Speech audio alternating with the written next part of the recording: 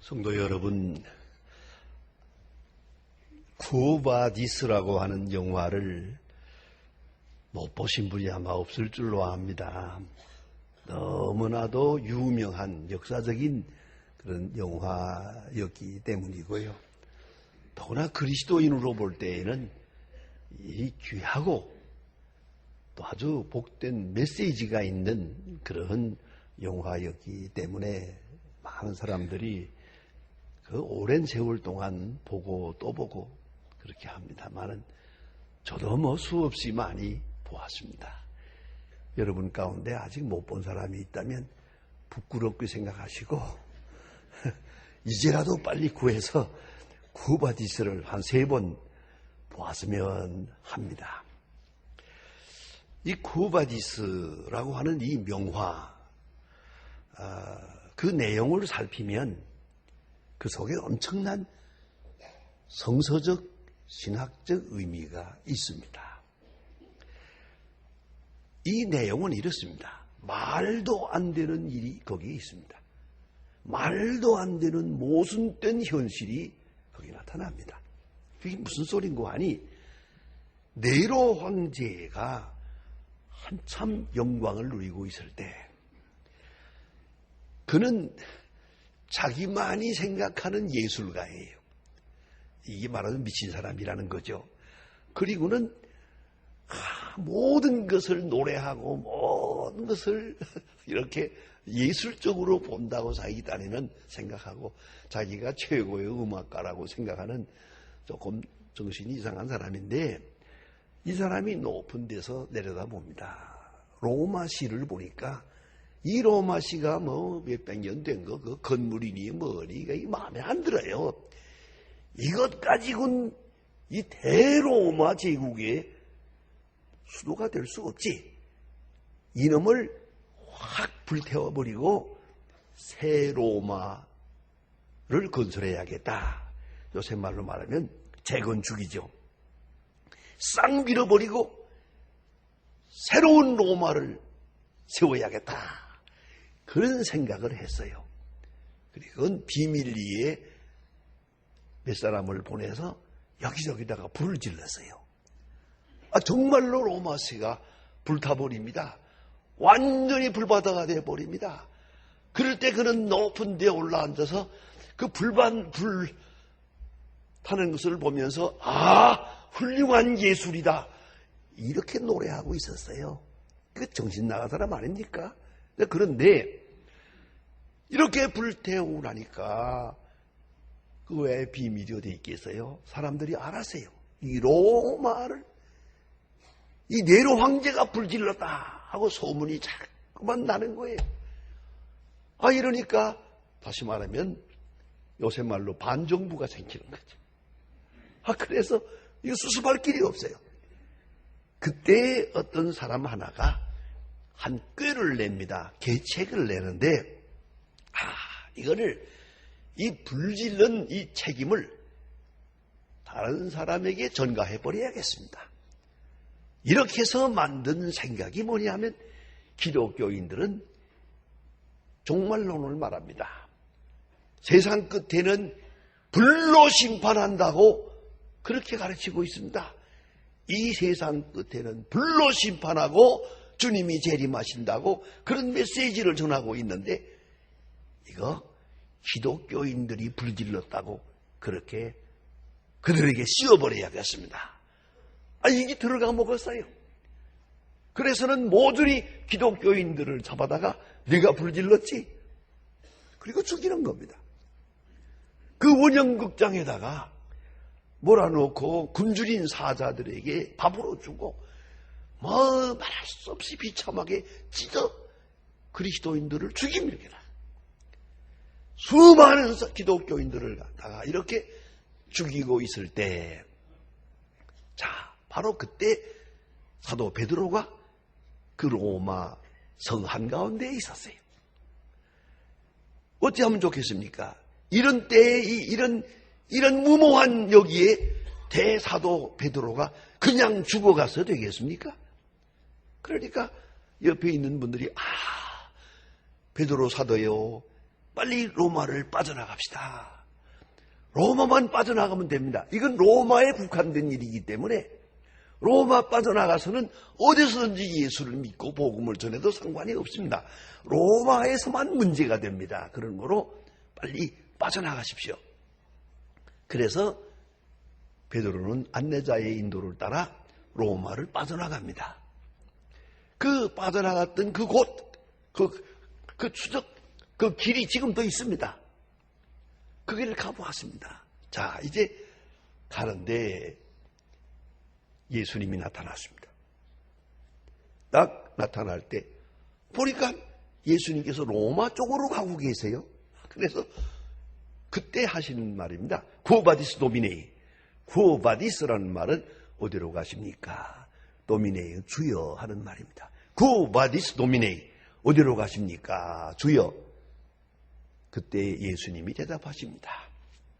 네가 버리고 나온 로마에 가서 다시 십자가에 못 박히려고 한다 라고 말합니다. 베드로가 깜짝 놀랍니다.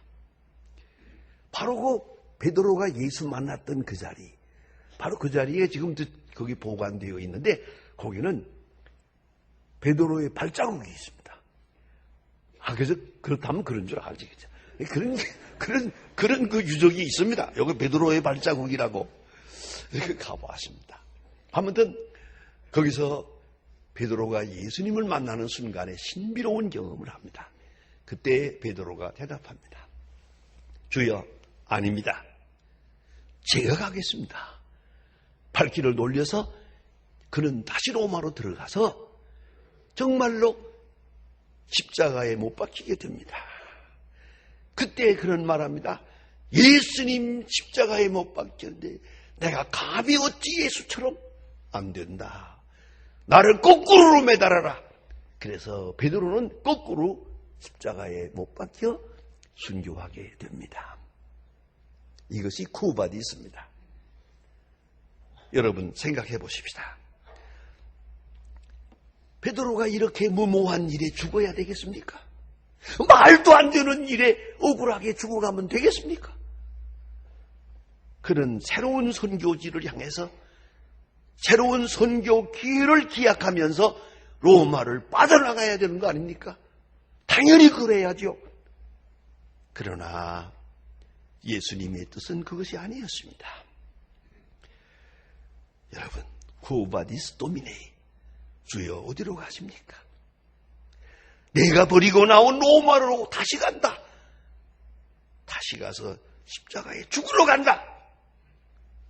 여러분, 이것이 예수님의 말씀이고 이것이 하나님의 경륜이고 이것이 하나님의 선교적 경륜이었습니다.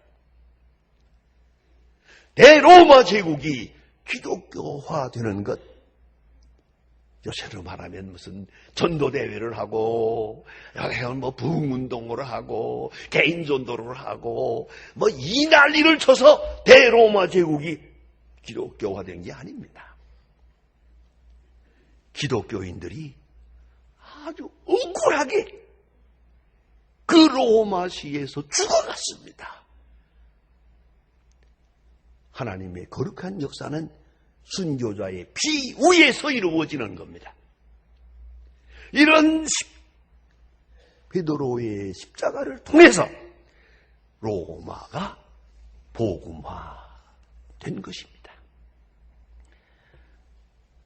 유명한 전설이 있습니다. 어느 날 한나라에서 천사 가브리엘이 땅을 내려다봅니다.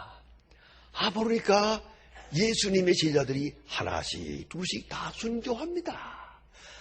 베드로가 순교했지요. 바울이 순교했지요. 도마가 순교했지요. 빌립이 순교했지요. 안드레가 차례차례 다 죽었어요.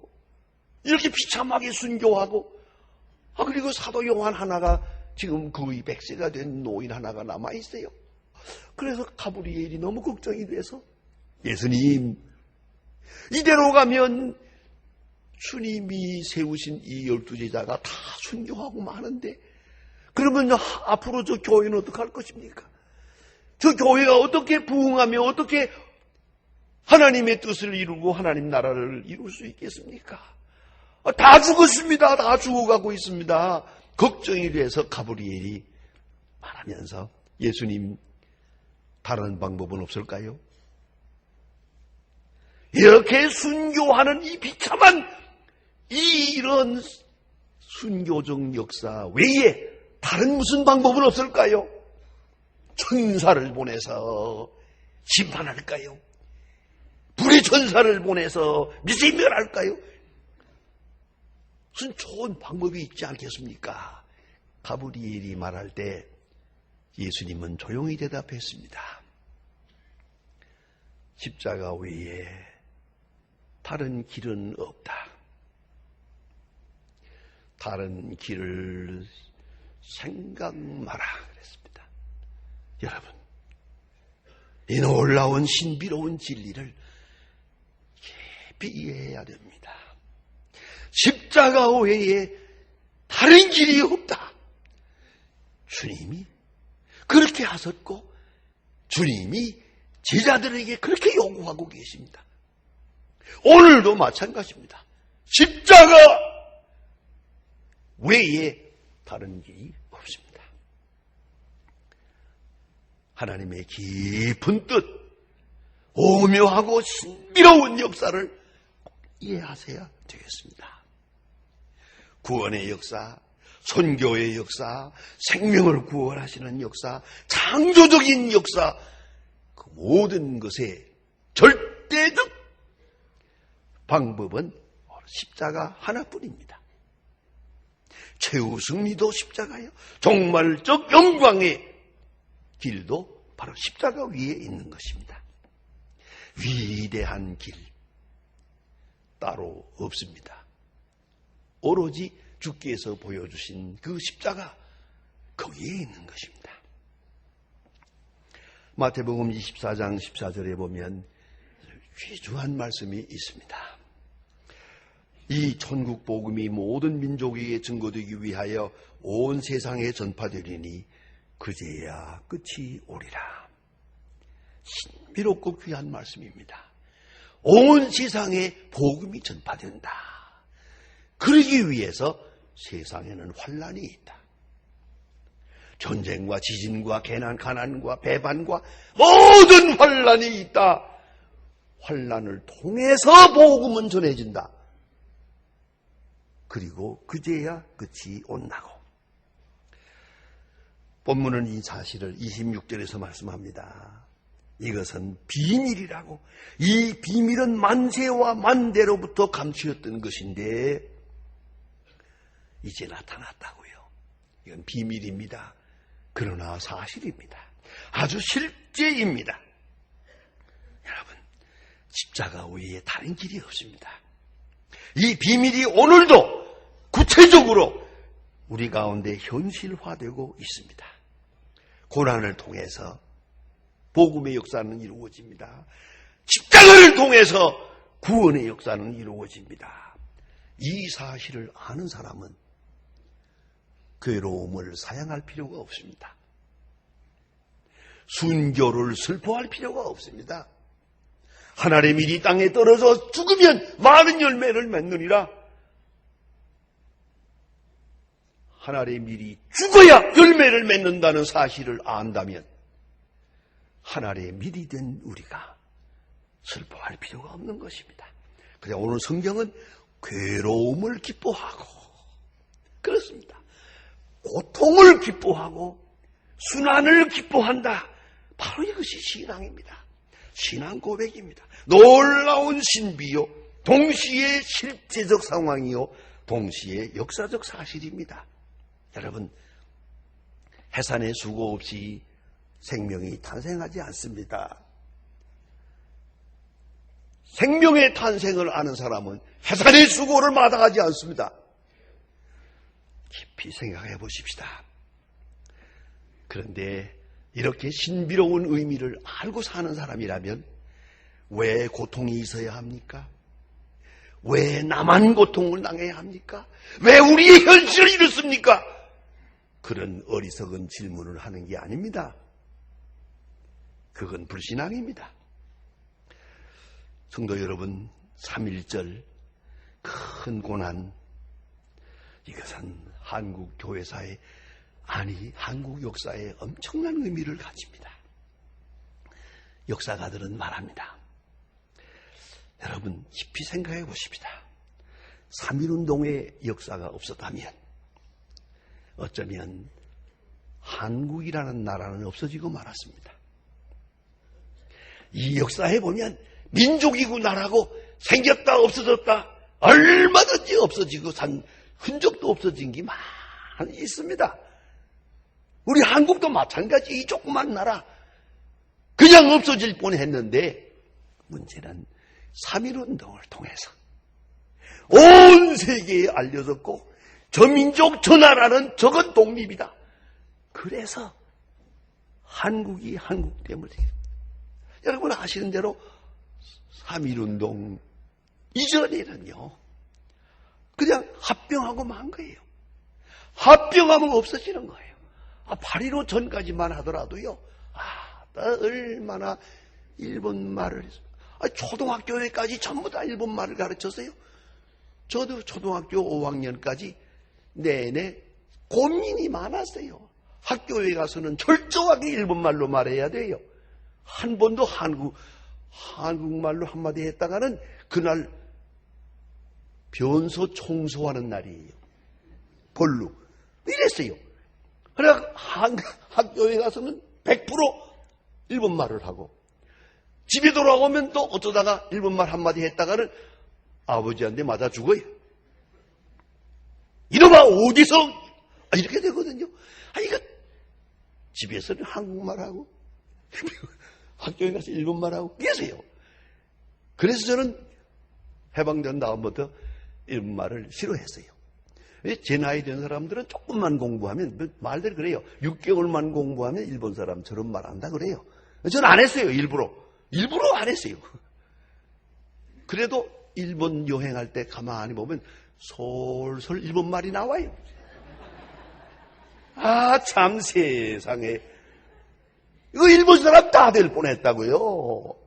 그리고 동리마다 신사 만들어 놓고 뭐 하는 짓이요.